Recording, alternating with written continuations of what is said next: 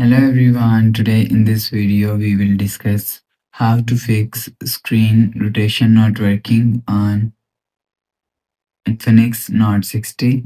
Let's start the video. If you want to fix this problem, so restart device, just click and hold side power button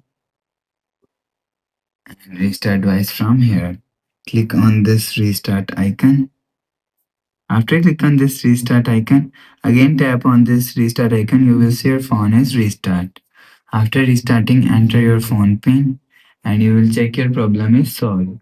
But if it not solved, if you want to fix this problem, so go to app library. Here click on settings app. Now in setting, scroll down to end, click on system. After click on system, click on reset phone and click on reset all settings and click on reset. After the process, go back to home screen.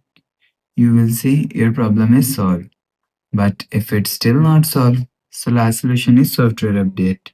Click on settings app. Now in setting, click on my phone and you will check your software update is latest.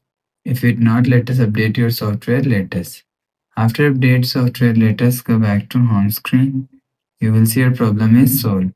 So that's how you can fix screen rotation not working on Infinix Note 60. If you like the video, please subscribe. Thanks for watching.